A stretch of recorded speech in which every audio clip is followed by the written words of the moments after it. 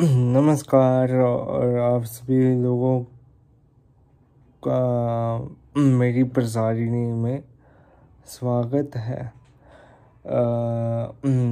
Bonsoir à tous et à toutes, bienvenue dans ma chaîne YouTube où l'on évoque des sujets relatifs à l'Inde ancienne. Ce soir, comme promis, dans une petite vidéo que j'ai effectuée plus tôt dans la journée, je vais évoquer avec vous l'ère Wakatak et leur système judiciaire. En introduction, j'aimerais donc évoquer un point de repère au niveau des dates à retenir. Donc, cette période, donc l'ère Wakatak, s'étend du 3e siècle avant Jésus-Christ au 5e siècle avant Jésus-Christ. Nous allons plonger dans l'ascension de cette dynastie et examiner ensuite de près le système judiciaire appliqué à cette époque. Contexte historique. L'ère Wakatak débute avec l'établissement de la dynastie par Vindhya Shakti. À son apogée, l'empire s'étend sur une grande partie de l'Inde centrale, incluant des régions aujourd'hui connues sous le nom de Madhya Pradesh et Maharashtra. Les Wakatak sont non seulement connus pour leur pouvoir militaire, mais aussi pour leur richesse culturelle, ayant favorisé l'art et la littérature. Les échanges commerciaux avec d'autres régions, ainsi que leur patronage des religions comme le bouddhisme et l'hindouisme, ont également eu un impact significatif sur leur prospérité.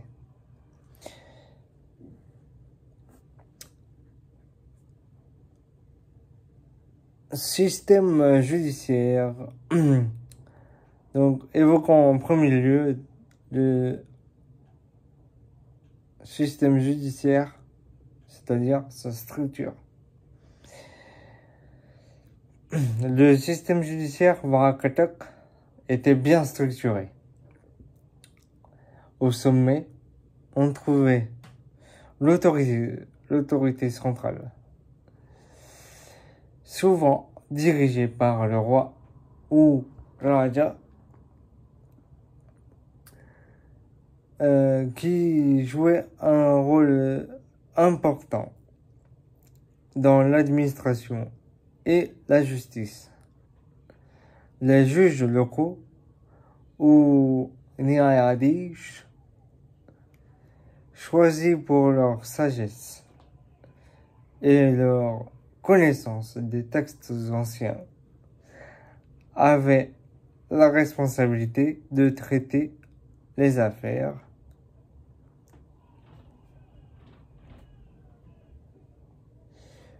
lois et régulations. Les lois étaient en grande partie basées sur des textes anciens, comme le Manusmriti, qui définissait les normes sociales et juridiques. Les cas courants incluaient des disputes foncières, des crimes et des affaires familiales. l'accent était mis sur la justice restaurative, cherchant à rétablir l'harmonie plutôt qu'à punir. Procédure judiciaire. Les procès suivaient un processus structuré. Lorsqu'une plainte était déposée, une enquête était menée par le Nyayadish, ou bien juge. Les témoignages jouaient un rôle important et la médiation était souvent privilégiée pour résoudre les conflits de manière pacifique.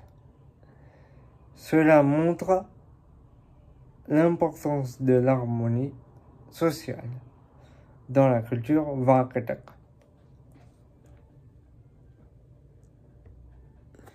Impact et héritage. Le système judiciaire Vakhatak a eu un impact durable sur les dynasties ultérieures.